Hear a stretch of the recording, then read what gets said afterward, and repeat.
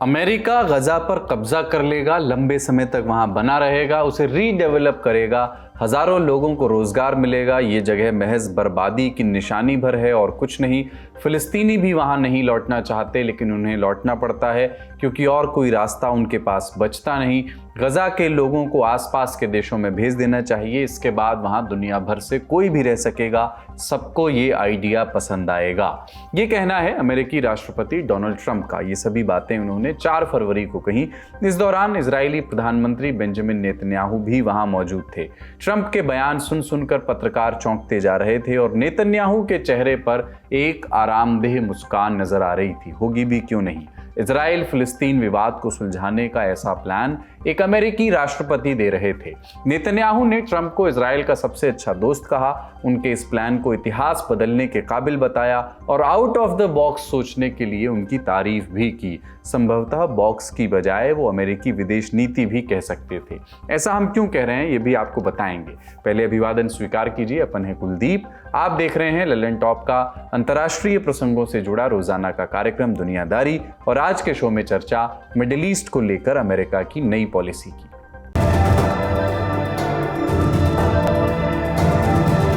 Brought to you by Sensodyne K। बस back नहीं आया। SLS पैराफिन और दूध का करंट भी कौन तो लाइफ का करंट ऑन कुछ भी तो ट्राई करके देख ले। Sensodyne K toothpaste for sensitive teeth. तो आज हम जानेंगे कि डोनाल्ड ट्रंप का मकसद क्या है, इन सभी बयानों का मतलब क्या है, अरब देशों को क्या ये आइडिया पसंद आएगा जो डोनाल्ड ट्रंप ने दिया है। किसी विवाद को सुलझाने के लिए सबसे बेहतर तरीका क्या हो सकता है। आप कहेंगे बातचीत हो, समझौते हों, कोई मध्यस्थता करे और तमाम चीज़ें हैं जो अंतर्राष्ट्रीय स्तर पर होने वाले विवादों में चलन में रहती हैं। लेकिन डोनाल्ड ट्रंप का आइडिया क्या है। विवाद में मौजूद दोनों पक्षों में से एक पक्ष का वजूद ही खत्म कर दिया जाए, वहां रह रहे लोगों को कहीं और शिफ्ट कर दिया जाए। विवाद क्या है पहले ये समझ लीजिए। दुनियादारी में हमने बार बार बताया है, कुछ लिंक्स आपको डिस्क्रिप्शन में दे दे रहे हैं, लेकिन फिलहाल एक ब्रीफ रिकैप उसका। इजराइल वेस्ट एशिया के मुहाने पर बसा देश है। इसकी पश्चिमी सीमा भूमध्य सागर से मिलती है। बाकी 3 दिशाओं में अरब देश हैं। उत्तर में लेबनान और सीरिया है, पूर्व में जॉर्डन और दक्षिण में इजिप्ट है। इजराइल के पूर्वी और दक्षिणी किनारे पर जमीन के 2 और टुकड़े हैं। पूर्वी छोर पर वेस्ट बैंक है और दक्षिण में गाजा पट्टी है। दोनों को मिलाकर के फिलिस्तीन कहा जाता है। बंटवारे से पहले पूरा इलाका फिलिस्तीन कहलाता था। नवंबर 1947 में यूनाइटेड नेशंस ने फिलिस्तीन का बंटवारा कर दिया। लगभग आधी जमीन इजराइल को मिली और आधी फिलिस्तीन को। जेरूशलम को यूएन के कंट्रोल में रखा गया। मई 1948 में इजराइल की स्थापना हुई। इजराइल को मान्यता देने वाला पहला देश अमेरिका ही था। इजराइल की आज़ादी के 11 मिनट के भीतर ये मान्यता आ गई थी, लेकिन स्थापना के अगले ही दिन अरब देशों ने हमला कर दिया इजराइल पर। इजराइल ने इस जंग में जीत हासिल की। फिलिस्तीन को जो जमीन मिली थी उसके अधिकतर हिस्से पर कब्जा भी कर लिया। कालांतर में कई और लड़ाइयां हुई जिसमें इजराइल ने बढ़त हासिल की। फिलिस्तीन का आकार लगातार घटता रहा। बाद में इजराइल पर अवैध कब्जे के आरोप लगे, उसके खिलाफ हिंसक संघर्ष होता रहा है। कई फिलिस्तीनी गुट ऐसे भी हैं जो इजराइल के अस्तित्व का ही विरोध करते हैं, जैसे कि हमास और फिलिस्तीन इस्लामिक जिहाद, जिसको PIJ कहते हैं। एक तरफ इजराइल 7 दशकों से एक देश बना हुआ है, दूसरी तरफ आज तक फिलिस्तीन को एक मुल्क का दर्जा नहीं मिल सका। तो ये रहा 7 अक्टूबर 2023 से पहले तक का इतिहास। 7 अक्टूबर 2023 को क्या हुआ।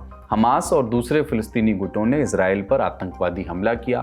हमास ने इजराइल में घुस करके 1100 से ज़्यादा लोगों की हत्या कर दी, 250 से ज़्यादा लोगों को बंधक बनाकर ले गया। इस हमले में हमास के अलावा भी कई फिलिस्तीनी गुटों ने हिस्सा लिया था, मगर लीड इसको हमास ही कर रहा था। हमास ने इस हमले को अल अक्सा स्टॉर्म नाम दिया। अल अक्सा मस्जिद मुसलमानों का तीसरा सबसे पवित्र धार्मिक स्थल है। ये मस्जिद जेरूसलम में मौजूद है, हरम अल शरीफ या टेम्पल माउंट के अंदर। यहीं पर यहूदियों की पवित्रतम जगह वेस्टर्न वॉल भी है। 1967 की जंग के बाद से पूरे कंपाउंड पर इजराइल का कंट्रोल है। बीच बीच में कट्टर इजरायली नेता कंपाउंड के अंदर दाखिल होते रहते हैं। फिलिस्तीनी इसका विरोध करते हैं। ये विरोध कई दफ़ा जंग में भी बदल जाता है। 7 अक्टूबर वाले हमले के बाद इजराइल ने गजा में जंग का ऐलान कर दिया। इजराइल के लोगों, हम जंग में हैं। कोई ऑपरेशन या हमला नहीं, बल्कि एक असल जंग में। आज सुबह हमास ने इजराइल के खिलाफ एक जानलेवा और चौंकाने वाला हमला किया और अब हमने अपनी कार्रवाई शुरू कर दी है। לטהר את היישובים מהמחבלים שחדרו פנימה. הפעולה הזאת מתבצעת בשעות הללו. अब इस जंग में तो युद्ध विराम का ऐलान हो चुका है, लेकिन इजराइल पर लगातार आरोप लगते रहे हैं कि उसका जवाब प्रोपोर्शन में नहीं था। उसने कहीं ज़्यादा कैजुअलिटी फिलिस्तीन के क्षेत्र में की। इजराइल की मदद किसने की? इसमें सबसे ज़्यादा मदद की अमेरिका ने। 7 अक्टूबर 2023 से 7 अक्टूबर 2024 तक अमेरिका ने लगभग 1,97,000 करोड़ रुपए की सैन्य मदद इजराइल को भेजी। ये डेटा अमेरिका की ही ब्राउन यूनिवर्सिटी ने जारी किया है। इसके अलावा डिप्लोमेटिक मदद भी मिली। कैसे? अमेरिका ने यूनाइटेड नेशंस सिक्योरिटी काउंसिल में इजराइल का हमला रोकने के लिए जारी प्रस्ताव को वीटो कर दिया। 1970 के बाद से अमेरिका इजराइल के खिलाफ आए प्रस्तावों को कुल 49 बार 49 टाइम्स वीटो कर चुका है। यही काम उसने जनरल असेंबली में भी किया। इस जंग के इतर भी देखें तो इजराइल का सबसे बड़ा ट्रेड पार्टनर भी अमेरिका ही है। दोनों देशों की सेना डिफेंस पर साझा रिसर्च करती है, मिलकर के हथियार की तकनीकें विकसित करती है। तो ये दोनों देशों की साझेदारी की बात हुई। इसे देखने पर ऐसा प्रतीत होता है कि डोनाल्ड ट्रंप का बयान कहीं ना कहीं लंबे समय से चली आ रही रणनीति के मुताबिक है। लेकिन इसी रणनीति में एक अलग कहानी भी है। इजराइल का साथी होने के बावजूद अमेरिकी विदेश नीति में इस विवाद का एक कूटनीतिक रास्ता निकालने की ही कोशिश की गई है। ये सब कुछ 2 स्टेट सोल्यूशन से जुड़ा है। अमेरिका लंबे समय से इजराइल फिलिस्तीन विवाद को लेकर 2 स्टेट सोल्यूशन के पक्ष में रहा है। तो ये 2 स्टेट सोल्यूशन क्या है? इसके तहत फिलिस्तीन को भी इजराइल की तरह और दुनिया के बाकी देशों की तरह एक देश का दर्जा मिलता है, और ट्रंप का बयान इसके खिलाफ जाता दिख रहा है। वहीं इजराइल पर ये आरोप लगते रहे हैं कि वो फिलिस्तीनियों को गजा से बाहर पड़ोसी देशों में भेजना चाहता है। इसे इजराइल खारिज करता है, लेकिन बेंजामिन नेतन्याहू सत्तारूढ़ गठबंधन के दक्षिणपंथी गुट इसका समर्थन करते हैं। हालांकि ट्रंप ने अपने पिछले कार्यकाल में अमेरिका का रुख कुछ हद तक बदल दिया था। उन्होंने खुलकर इजराइल का समर्थन किया। 2017 में उन्होंने औपचारिक तौर पर जेरूशलम को इजराइल की राजधानी मान लिया था। ट्रंप के ही दौर में अब्राहम अकॉर्ड पर साइन हुआ था। ये यूएई, बहरीन और इजराइल के बीच एक समझौता था। इसके तहत यूएई और बहरीन ने इजराइल को मान्यता दी थी। ये डोनाल्ड ट्रंप के अरब इजराइल नॉर्मलाइजेशन पॉलिसी का एक हिस्सा था। वो चाहते थे कि मिडिल ईस्ट के देश इजराइल को एक देश के रूप में मान्यता दे दें।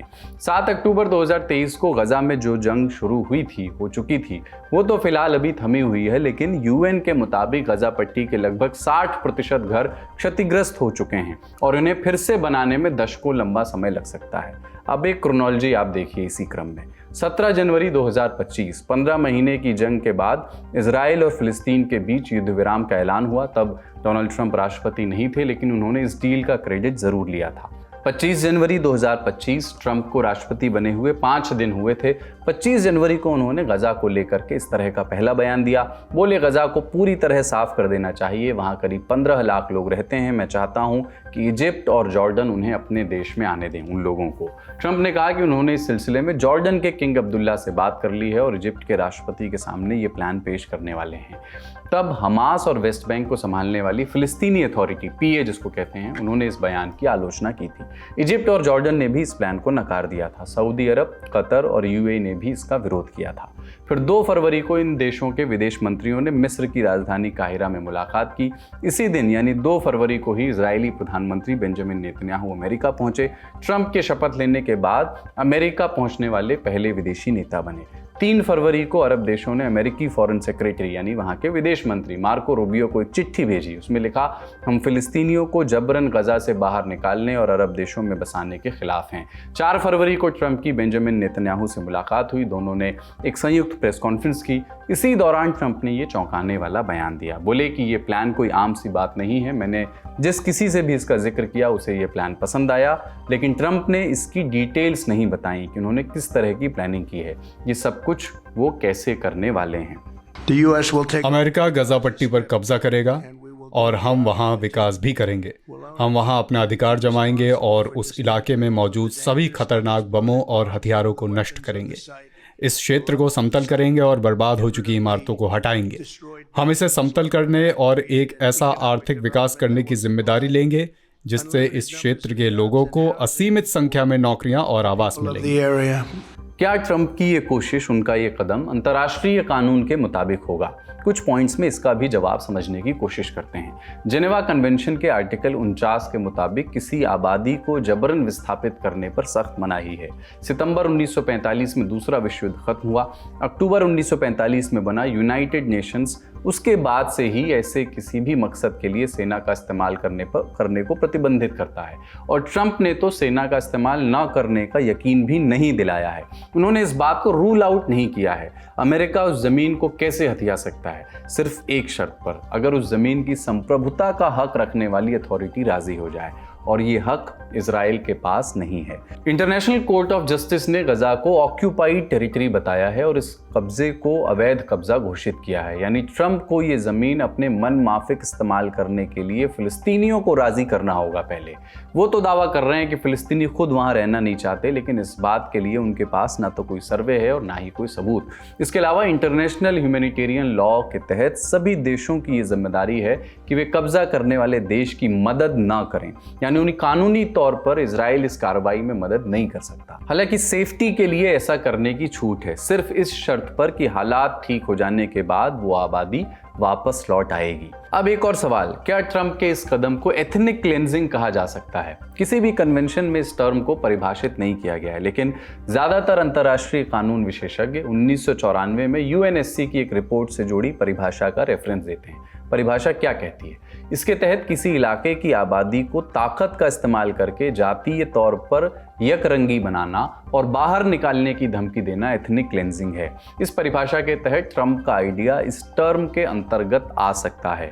ये तो हमारी आपकी बात हुई। उस जमीन पर जो लोग मौजूद हैं वो क्या सोचते हैं, सुनिए। मैं गजा का रहने वाला हूँ। मेरे वालिद और दादा यहीं से थे। हम यहाँ के असल नागरिक हैं। वे जो चाहें करें, पर हम अपनी मातृभूमि को लेकर अडिग रहेंगे। हम यहाँ से नहीं जाएंगे। हमारे पास एक ही रास्ता है, हम यहीं जिएंगे और यहीं मरेंगे। हम 1948 से विस्थापन के खिलाफ लड़ रहे हैं, इसलिए हम इसे नहीं मानेंगे। हम संघर्ष के 100 वर्षों के करीब पहुंच रहे हैं। हम अपनी जमीन से हटाए जाने को नामंजूर करते हैं। ये हमारी जमीन है। हम नहीं जाएंगे, चाहे जो भी हो।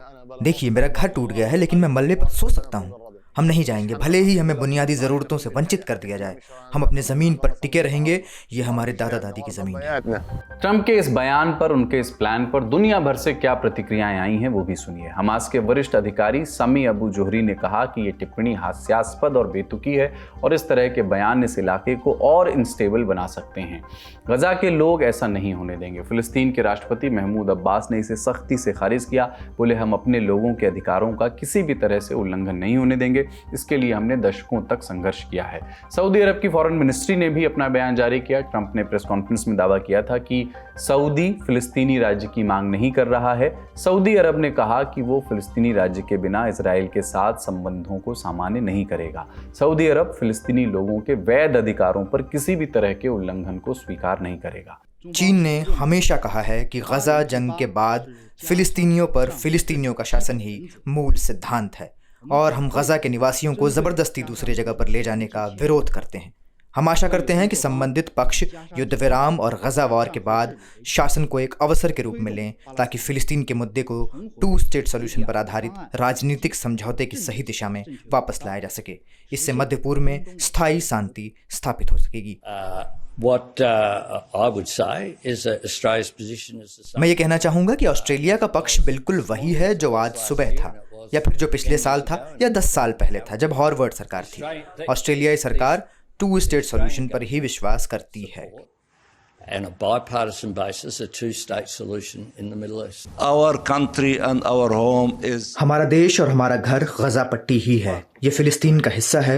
हमारा कोई और घर नहीं है। जो लोग हमें एक खुशहाल अच्छी जगह पर भेजना चाहते हैं, वो हमें इजराइल के अंदर अपने असल घरों में वापस जाने दें। वहाँ अच्छी जगहें हैं और हम इन जगहों पर वापस आकर खुश होंगे। And they will be happy to return to these places. अब ईश्वर की मदद से हम फिलिस्तीनी राज्य के खतरनाक ख्याल को हमेशा के लिए दफना देंगे। कल हमने राष्ट्रपति ट्रंप से जो सुना, उसके बाद हमें प्रधानमंत्री बेंजामिन नेतन्याहू को बहुत बहुत धन्यवाद देना चाहिए। इसके लिए जितनी तारीफ करें उतनी कम। अब एक्सपर्ट कॉर्नर की ओर चलते हैं। हमने अमेरिका की डेलावेयर यूनिवर्सिटी में इंटरनेशनल रिलेशंस के प्रोफेसर डॉक्टर मुक्तदर खान से बात की। उनसे पूछा कि क्या ट्रंप ऐसा वाकई कर पाएंगे? फिलिस्तीनियों को उनकी ज़मीन से विस्थापित करना किस हद तक उनके लिए मुमकिन होगा, और क्या अरब देश किसी भी सूरत में उनका साथ दे सकते हैं? देखिए, ये मेरे ख्याल से अभी तक पिछले 3 हफ्ते में जो सबसे बेवकूफाना बात जो डोनाल्ड ट्रंप ने की है, ये है।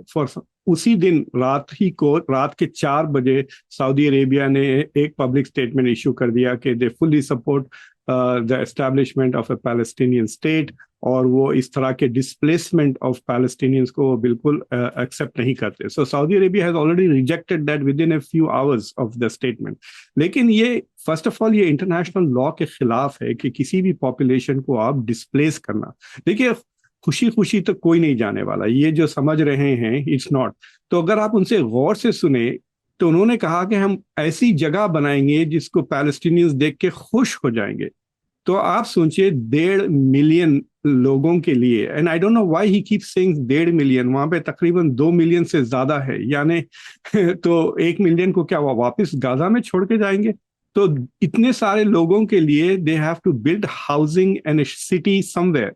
वो क्या 1-2 साल में हो जाएगा? वो 10 साल भी लग सकते हैं. And then he will move them there, और फिर गाजा की प्रॉपर्टीज, बीच फ्रंट प्रॉपर्टीज पे उनके दामाद अपार्टमेंट्स, घर बना के बेचेंगे और प्रॉफिट, और America will take over Gaza. ये बात भी कहा है. हमास से फिर क्या अमेरिका लड़ेगा? So this is a thoughtless statement. मुझे लगता है कि कई लोगों से बहुत पैसे लिए हैं डोनाल्ड ट्रंप, खासतौर से एडल, बल्कि एक जो लास वेगस के कसिनो के ओनर है, उनकी बेगम ने बहुत पैसे दिए, $100 मिलियन दिए कैंपेन के लिए. So he is giving some promises to the Israeli lobby, और उसमें ये था. दूसरी चीज ये है कि मतलब he is going to give a signal to Netanyahu कि तुम्हें जो करना है इन टर्म्स ऑफ डिस्प्लेसमेंट वो आप कर लें. और मुझे लगता है that is the more dangerous side of it, क्योंकि नेतन्याहू कहेगा तो ये तो ट्रंप का प्लान है. अब जितना भी वो बदमाशी करेंगे वो ही विल कीप सेइंग ये ट्रंप का प्लान. अच्छा, इजराइल और हमास के बीच सीज फायर का जो पहला चरण था वो तो खत्म हो गया, अभी दूसरे चरण पर बातचीत शुरू होनी है. पहले चरण से ही जानकार इस सीज फायर को कमजोर बताते रहे हैं. अब ट्रंप के इस बयान का आपको लगता है कि असर पड़ेगा इस बातचीत पर? देखिए, Hamas wants this cease fire more than Israel. तो अगर नेतन्याहू को कोई भी बहाना मिल जाए कि Israel Hamas has not agree to the conditions, Netanyahu will break the ceasefire. तो मुझे लगता है कि हमास में इशू ए स्टेटमेंट सेइंग कि हम लड़ेंगे मरेंगे लेकिन जाएंगे नहीं कहीं भी.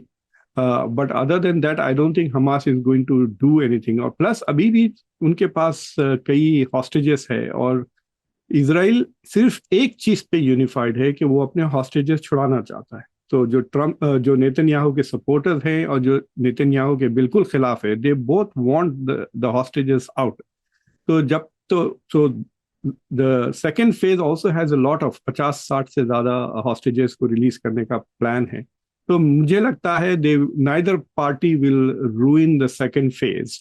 और नेतन्याहू को जो फलस्तीनियों को जो मारने का जो शौक है, द डिजायर टू मर्डर किल, वो तो शिफ्ट कर दिया ना. वो वेस्ट बैंक में कर रहे हैं, वेस्ट बैंक में मार रहे हैं लोगों को बड़ी बड़ी तादाद में. So his violence is continuing in West Bank, और इस पर ज्यादा डिस्कशन नहीं हो रहा क्योंकि the focus is on Gaza. और मुझे लगता है कि ये ट्रम्प का statement was also partly designed to keep the attention of the media focused on Gaza, while Netanyahu मतलब बहुत ही सख्त किस्म की वायलेंस यूज कर रहे हैं इन वेस्ट बैंक. अमेरिका लंबे समय से 2 स्टेट सॉल्यूशन का पक्षधर रहा है. ट्रंप इस पॉलिसी को क्यों बदलना चाहते हैं? इसके पीछे क्या मकसद हो सकता है डोनाल्ड ट्रंप का? द प्रॉब्लम यह है कि this is only about Gaza, जिसमें कुछ 2 से लेकर 2.5 मिलियन फलस्तीनी रहते हैं, और देन वेस्ट बैंक में there is a bigger population of Palestinians. तो अभी तक वेस्ट बैंक के बारे में कुछ नहीं किया है ट्रम्प. मुझे लगता है कि अगर आप सीरियस ले लें, there are some people in the Trump administration जो बहुत ही करीब है इजराइल के, वो कह रहे हैं कि हम गाजा को खाली कर देते हैं क्योंकि वहां पे हमास है and Hamas is resisting and fighting. तो गाजा को एथनिकली क्लेंज कर देंगे और वेस्ट बैंक को एनेक्स कर लेंगे इनसाइड इजराइल.